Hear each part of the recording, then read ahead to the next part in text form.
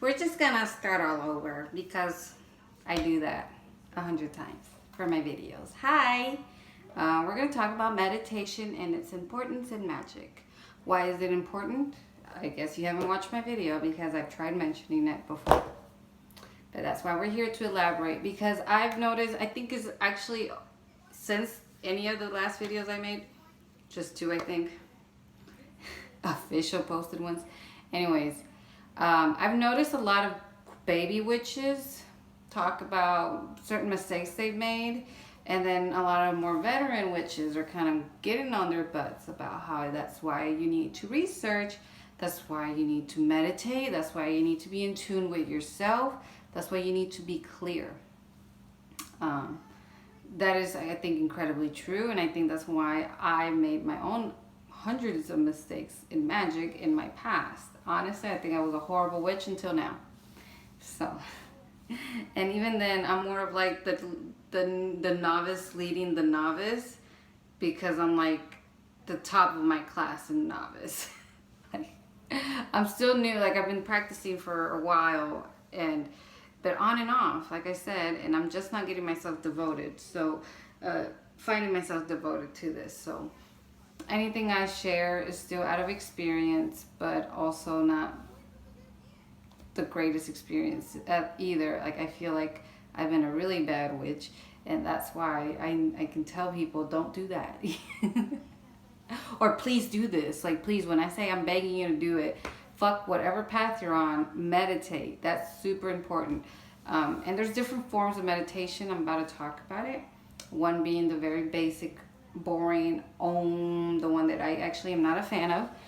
Just sit on your little butt, crisscross, little Indian style, and then, you know, go like that or like that, and go Om, and then you close your eyes and you try to get everything out of your head, and it's so hard because like 2 minutes into it, your back starts to hurt, your butt starts to hurt. At least in my freaking experience, I have such a hard time meditating in that position. Even when I was younger, and my first real meditation experience was me sitting down, and it was still hard. Like I'm just a kid, and I'm still kind of like, just having a hard time. So if that's why you don't meditate, because you hate it, and it's boring, and it's uncomfortable, you just need to find another way to meditate, which we're going to talk about. Another example, which is what I do now. This is the reason I'm actually able to meditate, is I just lay down. Point. I just use this little thing I'm sitting on and just lay down, and it helps a lot more because it doesn't hurt my back. I just feel perfectly aligned. I feel like the energy is flowing the way it's supposed to. And that's the important part of meditation. That's why you sit like this. Is why one official way is to sit like that. Is because the energy flows freely. It flows. It has just an easier time flowing. Contorted positions are going to cause contorted energy. But that doesn't mean that you have to, like, there's only one way. That's why yoga exists. Yoga has these contorted positions, yet it allows the energy to flow.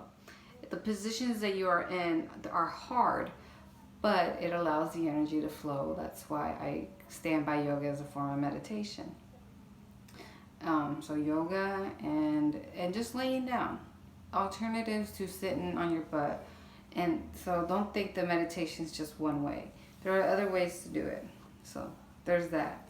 And in addition, I think it's a really good idea to use crystals. I love crystals. It's another reason why I'm finally able to meditate. I couldn't just freaking sit down and just, I just can't. I have too much energy. I'm too frustrated, too much, So crystals are a tool that you can use, especially if you struggle like myself. And we're going to talk about the crystals.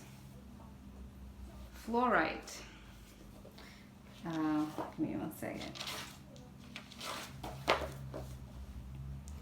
Fluorite. Super pretty. Look how pretty she is. Gorgeous. I just love playing with it in the light. Oh, so cute. Anyways, fluorite. Actually, I'm just going to hold it while we talk. Clarity, focus, insight. Increased clarity, ideal for meditation. a loyal wingman on the journey towards self-understanding. Helps understand that all answers lie within, and a variation of colors somewhat change the meaning or how it specializes. So all fluorite means clarity, focus, and insight, but green can carry a much more energetic property, whereas purple will bring a more psychic property.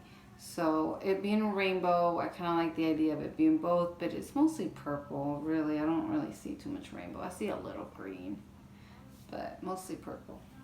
So I use this to study, to learn, to try to focus and learn, do tarot readings, to kind of like be able to understand the message a little bit better, because I have ADD and it's really hard to focus. It's always been really hard.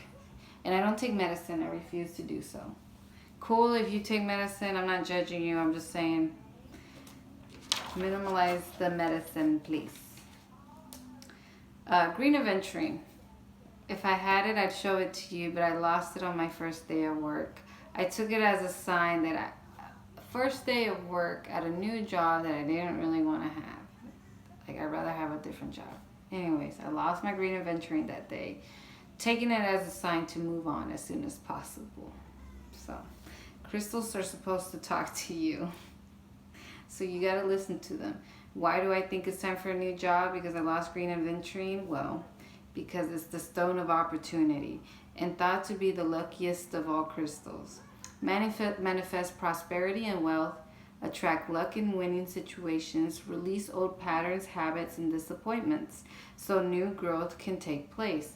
How does that fit into what I'm doing? I am a server, and because of COVID, I've been like, what the fuck? Should I even be doing this? Is it worth it? Like, kiss your ass for 20% tip for while risking our ass, like, like, it's just not me. I don't think I have the energy for it anymore. I loved serving before, and I loved the money, and I loved everything about it. It's been hands down my favorite career ever, and any other jobs I've had. Yet, because of everything that's going on, and because of COVID and everything that I've been struggling eternally, the fact that I lost my lucky stone at work that was supposed to kind of help me feel things out and help me see if I want to stay, I'm taking it as a sign. Again, I love being a server and I want to continue doing this, but with everything going on, I think that was to let go. So, and look, it's talking about release old patterns, habits, and disappointments. An old habit would be me being a server for a very long time, so I think that applies. Kyanite. Indigo kyanite. This pretty girl, I love her too. She's so cute. This is a natural color. Kyanite, natural kyanite, I believe is just blue. But the process was invented by NASA to kind of alter its look. I'm not really sure what the process is exactly or how it affects its property. I bought it because I wanted to use it as an athame to carve my candles. So I like what it means. And I think, yeah, I did talk about, did we? Oh, frigid no. Anyways, kyanite. A universal bridge. Connection, opening the mind centers, enhancing telepathic and psychic abilities. Bridging gaps, providing a link for transmitting or receiving healing energy. Great for transitioning into deep meditation. It's for insight communication. So I use this for my athame to communicate my intentions, to project my intentions into my candle for spell work. So since this is for communication and psychic ability and insight, I think this is wonderful to project those intentions onto your work. So I use this as my athame. Mostly I don't really meditate with it. I guess I could, but something about its altered state makes me want to just keep it as an athame. I do think it's important to consider if it's natural or how it's like fully natural or how it's processed. I think certain processes will change the property somewhat, to alter it, weaken it, strengthen it, whatever it is. So I think it's important to know those alterations and how it could affect your crystal, or how you feel it affects your crystal. Next one, lapis lazuli. I don't know how to pronounce it. Lapis, whatever. Calm, transformation, and insight. It revels in history, your unique personal history, past lives, ancient civilizations, third eye catalyzer, aligning you with your primal role, instinct, and intuition. So it's really cool. I actually try to use this to charge my tarot card, one of my tarot cards with this one. If not, it's really just good for meditation. I like to put it right here, or just keep it in my palm. One time I tried doing it on my throat, but it was almost a little too heavy. But I like it a lot. Gold flex means energetic zap into action. White swirls, which is the one I have. It's kind of hard to see with such bright lighting. White swirls. There you go. Okay. Is for reflective of the stone's power to clear energy that masks your inner truths. Meditation with this can tune you into your past life. So that's a lot of fun. I think I need to start meditating with just this and see how that goes.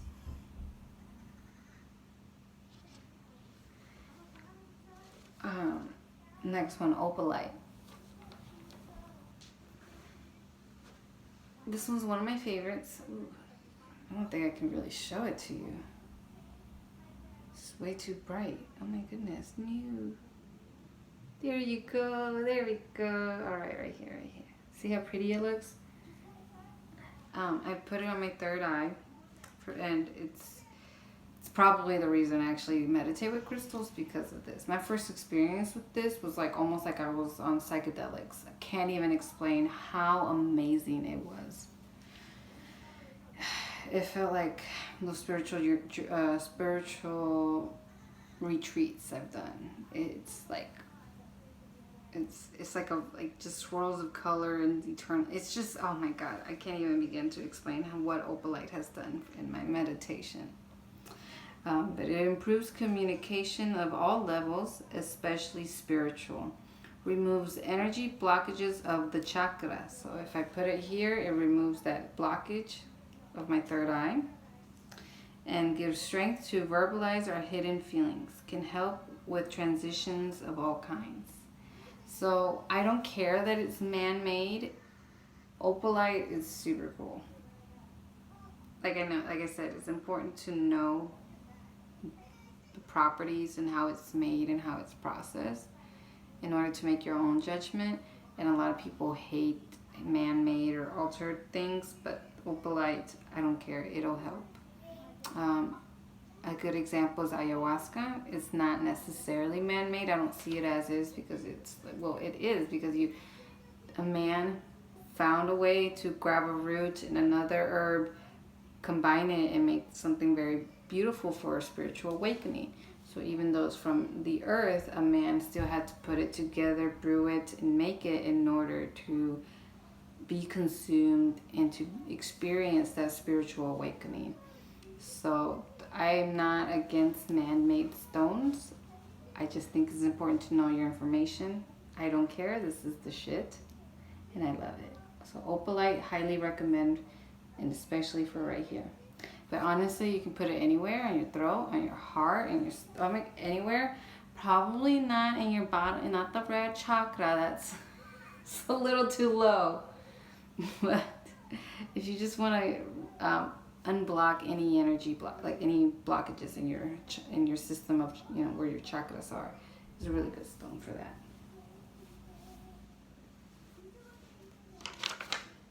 Oh, rose quartz. First of all, I don't have the information written down, but I know the bitch. Like bottom of my hand, back of my hand. And again, I lost one of my pieces. And then the other one is charging my tarot deck. And then the other one's in my daughter's treasure box. So, that's always fun.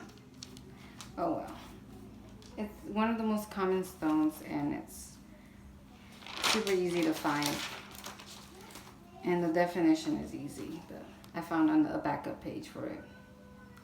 It's love, calming, and creative. Is a fierce defender of the heart. It soothes the hurt of loss, gives you the grace to handle everything. So if you have traumas, is a really good crystal to heal with, especially just constantly keep it here. Especially if you are someone that is suffering a lot emotionally and from emotional matters, especially trauma, constantly meditate with a rose quartz crystal in your heart chakra. It'll do wonders for you, I promise. It's helped me a lot. I don't think I'm fully there yet, but it's just proof that I need to do it more. I think it's very efficient, so I highly recommend. And also, I think I'm running out of time. I am going to finish this video later. So hopefully you got some good information off of what I had to say. But I have a few other things I need to do. So thank you for watching.